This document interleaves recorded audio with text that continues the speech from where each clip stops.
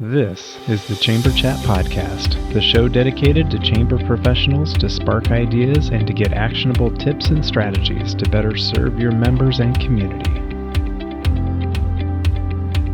Hello, Chamber Champions. Welcome to Chamber Chat Podcast. I'm your host, Brandon Burton, and it's my goal here on the podcast to introduce you to people and ideas to better help you serve your chamber members and your community. Our title sponsor for this episode is Bringing Local Back. Remember when your community could turn to a local TV station or newspaper for the latest updates and affordable ads? Those days may be fading, but the need for local connection remains. That's why we created Bringing Local Back, a game-changing platform that restores local visibility and advertising power to your community. It's more than just tech. It's about driving engagement and creating new revenue for your chamber. Ready to see the future? Visit bringinglocalback.com to schedule your demo today. This is the future of local commerce. Today, I'm joined by Elaine Spalding, president of the Rowan Chamber of Commerce in North Carolina. With over 30 years of chamber leadership experience, actually, we just learned 40 years of chamber leadership experience across multiple states, Elaine has helped the Rowan Chamber earn national recognition and was named the 2020 Chamber Executive of the Year by Carolina Chamber Executives Association. She's a CCE and an IOM graduate. She's deeply involved in economic development, education, and community leadership. But Elaine, I'm excited to have you with us today here on Chamber Chat Podcast. I'd love to give you an opportunity to say hello to all the chamber champions who are out there listening and to share something interesting about yourself so we can all get to know you a little better. Thank you, Brandon. I love chatting with you before, just learning about both our backgrounds, experience in both Texas and California. And it's been my honor to work for Chambers of Commerce now for, I just totaled it up, 40 years in Oregon, Texas, Kentucky, and of course now North Carolina. And this is our favorite spot. We love it here. My husband and I get out and go hiking and kayaking, and we love the outdoors. We have 2 dogs, and they run us ragged, and just enjoying the beautiful state of North Carolina. It is a beautiful part of the country. So I'm curious, what kind of dogs do you have? Oh, they're both mutts. We always adopt from rescue shelters. And one is a hunting dog, black and white mix, and one is a really odd looking Basset Hound Beagle mix. Those are the best, the odd looking ones, right? Love them. Everybody stops and goes, "What is that dog?" Yeah. I don't know. Just love them. Couldn't recreate it if you tried. Yeah. One of a kind. Yes. I love it. Well, tell us a little bit about the Rowan Chamber, just to give us an idea of the size, staff, scope of work you guys are involved with, budget, to kind of set the stage for our discussion today. Yes, thank you so much for inviting. It's really, the timing is perfect. We are celebrating our 100th anniversary for the Rowan Chamber here in Salisbury, North Carolina. And so we just had our 99th annual gala meeting, which was tremendously successful. And all year long, we're recognizing long-term businesses in the community. We have over 800 chamber members here in Rowan County, representing 60,000 employees in our community, very active business community, and we'll be lifting up those long-term businesses all year long with special promotions, with recognition on our website and all of our chamber newsletters and our social media. And in January of 2026, Brandon, you'll have to come and join us. We'll be having our 100th annual gala meeting. Wow. That'll be something to plan for, I'm sure. Like, you don't get 100. I mean, that's quite the milestone. I mean, that'll be something to celebrate for sure. It's a wonderful community. We happen to have Food Lion for folks that are from the southeastern part of the United States will know Food Lion grocery stores. Food Lion is headquartered here. They're our largest employer. And then if anybody knows the wonderful soda Cheerwine. We have a big Cheerwine festival here in Salisbury, North Carolina, and they're over 100 years old as a company as well. So we'll be lifting up a lot of those firms like that. That's awesome. It's neat to be able to bring those in as part of the celebration and Right, celebrate their success as well. right, That's right. awesome. Well, I'm excited for our topic today as we were planning this recording today. We landed on the idea of talking about the World Cafe model for board retreats. And I have to admit, this is something new for me, so I'll be learning as we go through this episode. But I look forward to diving in much deeper on this as soon as I get back from this quick break. Hi, I'm Joe. And I'm Rose. And we're the founders of App My Community, a mobile app that can be customized to meet the unique needs of your Chamber of Commerce. When we started App My Community, we envisioned a tool that would help communities thrive by simplifying communication and enhancing engagement. Chambers of Commerce face unique challenges, and we're here to help you tackle them. App My Community helps the Evergreen Area Chamber of Commerce to create an app that keeps tourists informed even when their office is closed. They provide 24/7 access to local business information, which helps support the local economy and community engagement. In Rocky Mountain House, we helped the Rocky Chamber create an app with dynamic itineraries and digital resources for tourists, increasing local business engagement. The app has become an essential tool for the community, promoting events and boosting visibility for local merchants. Today, we empower more than 200 chambers of commerce, campgrounds, and RV resorts to streamline communication, informing members about events, sharing business updates, and providing a digital hub for the community, all in one convenient app. When you partner with App My Community, our team works closely with you to create an app that meets your chamber's unique needs. As your community grows, our app evolves with you.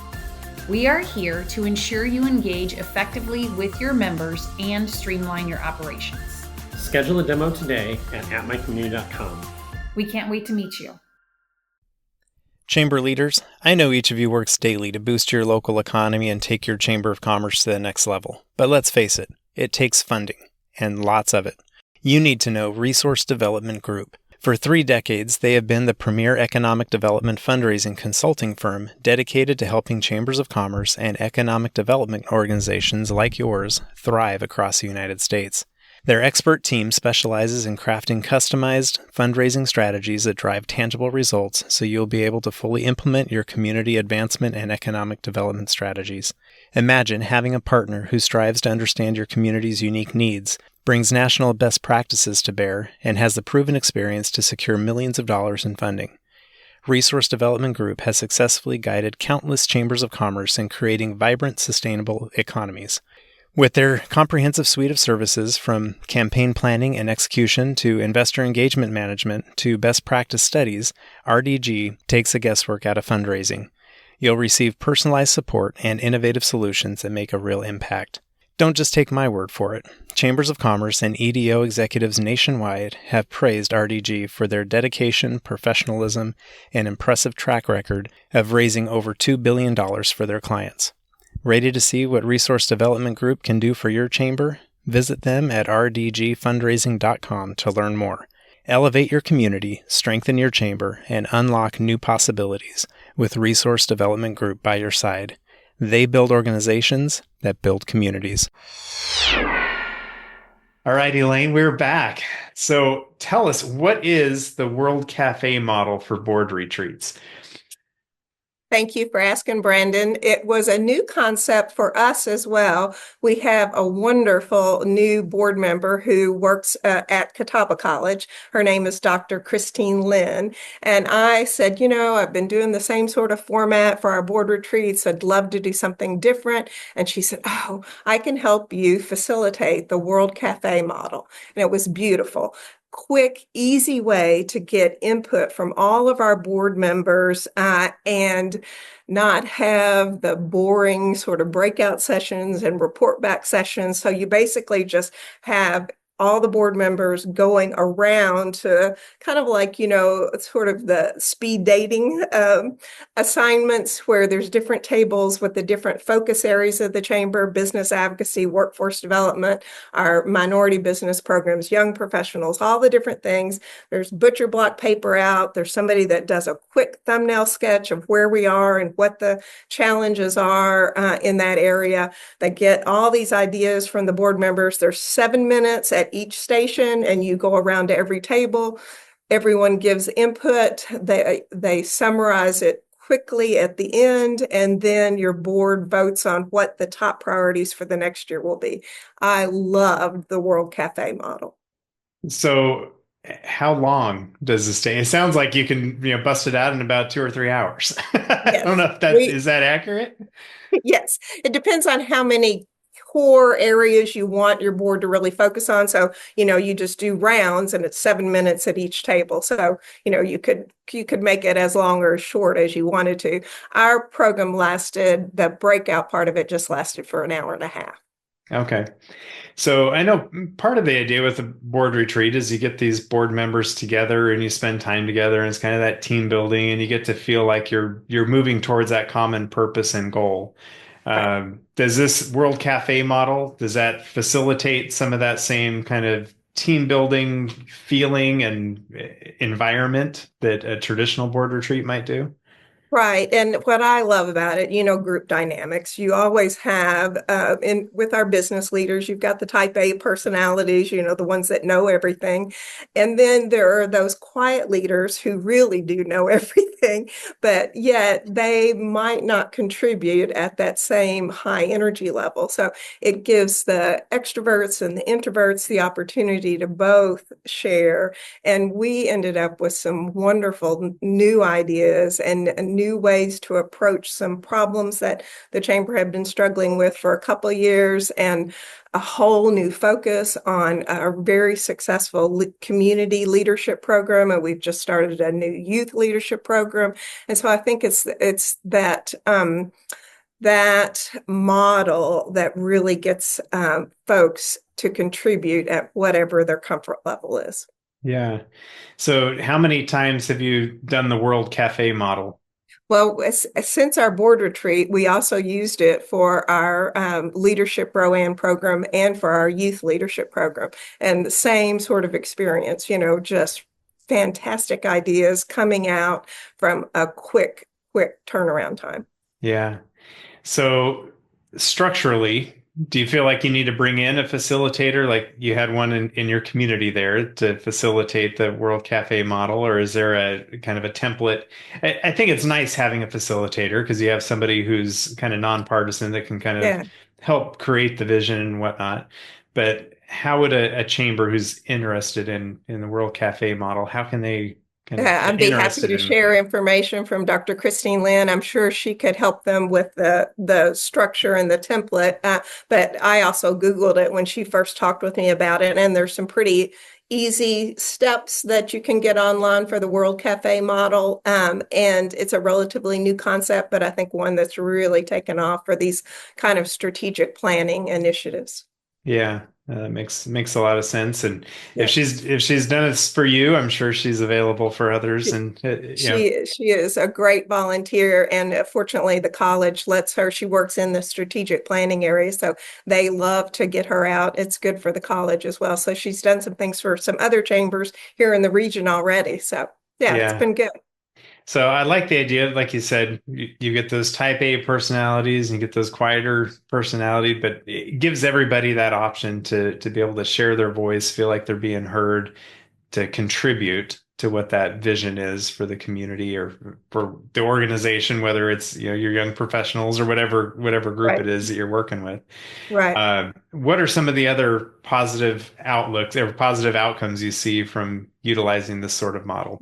Yeah, I think that really making sure that we are listening to all the voices within our chamber.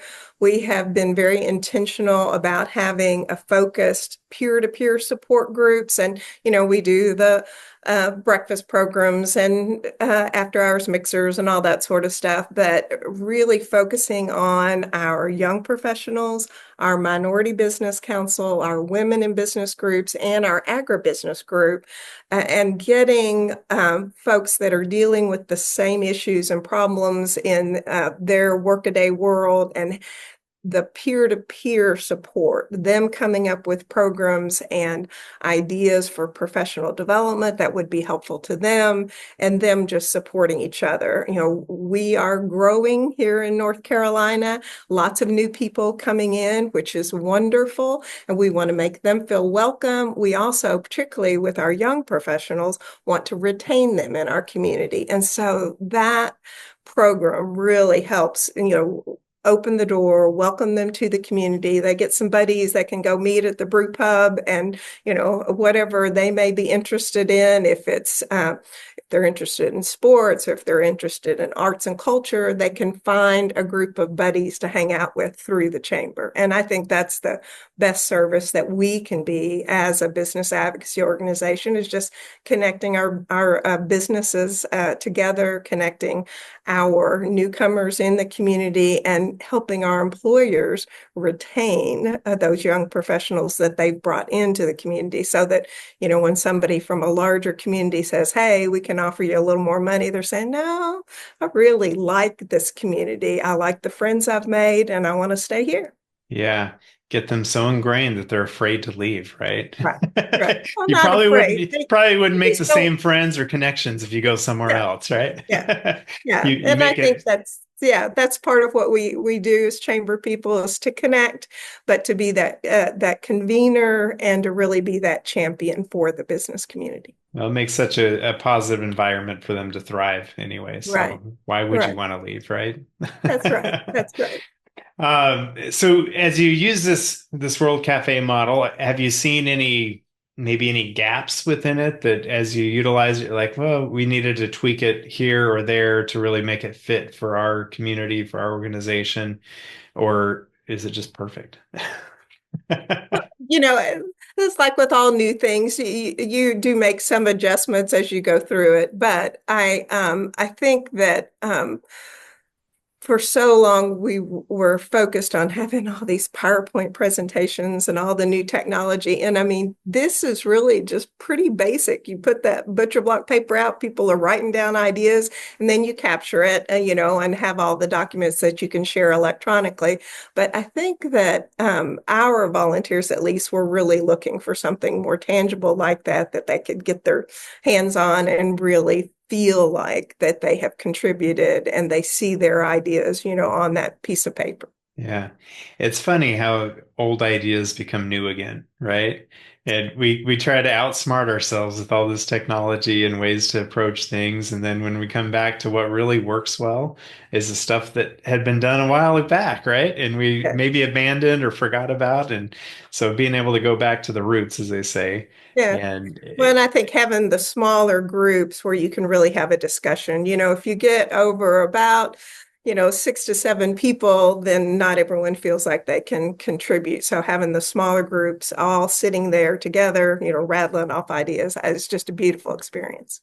Yeah. So what is the ideal number? You said not more than 6 or 7, but do you need more than 2? I mean, what? Yeah, just like when you get folks around a dinner table, if you get over about 6, you can't hear everyone's conversation. So about 6 to 7 is ideal for these kind of World Cafe breakout groups. Okay. That's good to know. Yeah. Anything else about the World Cafe model that you want to highlight for us? Again, with me not being familiar with it at all, I got to rely on somebody who's experienced this. Well, no, thank you for giving us the opportunity to share. I would just tell my fellow chamber buddies that, if you're looking for something to jazz up your boring board retreats, this might be a good model to look at, the World Cafe model. I mean, nobody listening does boring board retreats, but I mean, maybe for somebody who hasn't listened before. No, I'm just kidding. Their first time. It's their first time. That's right. They'll have to keep this, pin this episode. So when they are sitting at that boring board retreat, like, wait, there's a better way, right? We're always happy to share. And, I learned so much from my chamber peers. I love these kinds of opportunities because no matter how long you've been in the business or if you're relatively new to the business, you can always pick up one or two ideas from being involved in, your chamber execs association, either at the state level, the regional level, or with ACCE. Yeah. And I love doing these episodes for that reason, to be able to share ideas and for others to be able to pick up on them. But even as you're talking about, the young professional groups, I'm thinking, and nowadays just about every chamber has a young professionals group, and they're all talking about, what are the needs, what are the struggles, what are we in? And I would guess from one community to the next, a lot of them are coming up with a lot of the same challenges and solutions. I mean, there's uniqueness for communities for sure. Um, but being able to share some of the best practices and things that are discovered, it really helps to shortcut some of that struggle to be able to Right, overcome and find solutions. So right, yes, right. lean into those, professional Yes. development groups and connections to build those and strengthen your communities. Yeah. Um, well, Elaine, I like asking for listeners who want to take their organization up to the next level. What kind of tip or action item might you share with them to accomplish that goal? Yes, well, I am a big believer in the three C's Chambers of Commerce, being a convener. We've talked about that, being a champion and a catalyst, and really kind of grouping your marketing materials around those. And I can send you a graphic of this, but we did for our I don't know if you can see that, but for Yeah. by the numbers for 2024, wrapped around all of the things that we have done, the different events, the business advocacy programs to our state level and to trips to Washington, D.C., talked about the real value of the chamber. And I think now more than ever, our business leaders are looking for our local chambers to really be that business advocacy organization and to not be afraid to take on the big issues in your community.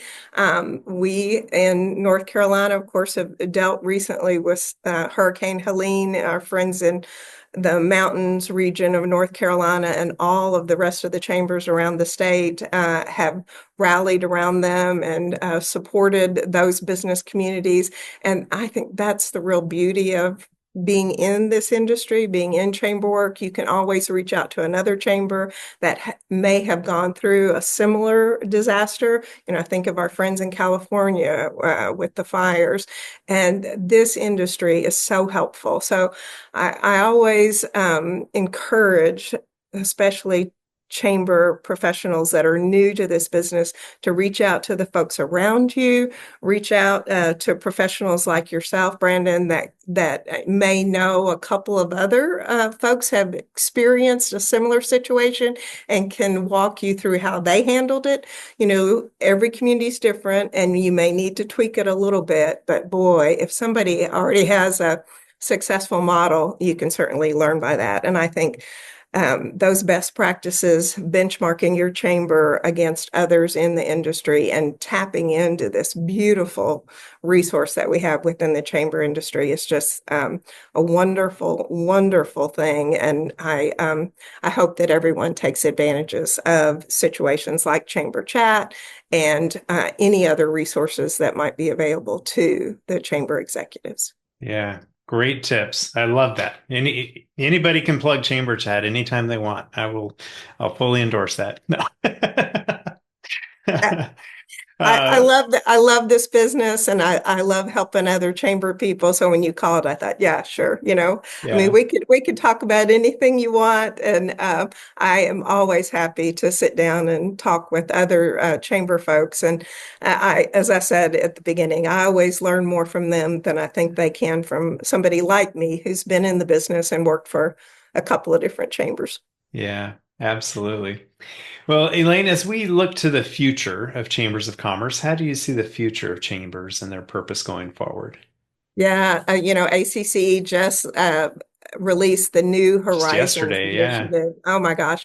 And I poured through that last night. And I think all of the new things that chambers are being asked to deal with, some of these, the environmental issues that we're dealing with, housing issues that a lot of communities are dealing with around the country. Childcare issues. I mean, we're still dealing with so many things since the pandemic that we really need to come together and support not just the businesses, but our entire communities. And the really good chambers are getting involved in some of these areas that we traditionally had not been involved with.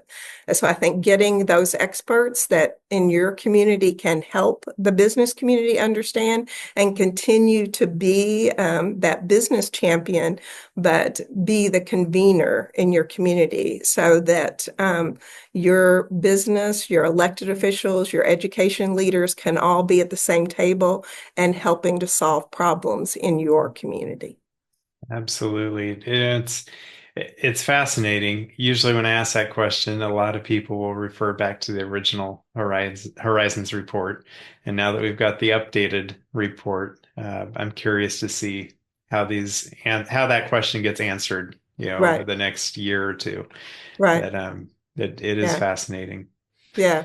I think that's the beauty of this industry, again, kind of coming together and thinking about the future and how we can all work together to help our local communities, to help chambers of commerce, all across the country.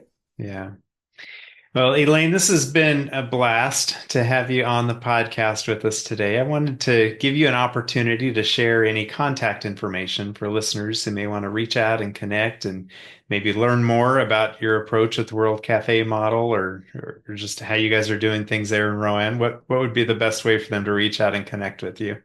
Sure. As all chamber people do, we run from meeting to meeting. Best to send me an email, espalding@rowanchamber.com. The phone number here at the chamber is 704-633-4221. But best to send me an email, give me a couple of times that are good for you, and I'll schedule a conference call time and we'll get it done. That's perfect. We'll get that in our show notes for this episode to make it easy for them to find that and connect with you. But thank you for spending time with us today and sharing your experience with the World Cafe model and introducing something new to many of us, I hope. This has been a fun conversation. So thank you. Thank you, Brandon. I really appreciate the invitation. If you are a chamber professional, please subscribe to Chamber Chat Podcast in Apple Podcasts, Google Podcasts, or Spotify. When you subscribe to Chamber Chat Podcast, new episodes will show up in your podcast app each week as they are released. If you're finding value in this podcast, please leave us a rating and a review in iTunes. But most importantly, please share Chamber Chat Podcast with your colleagues that are in the industry.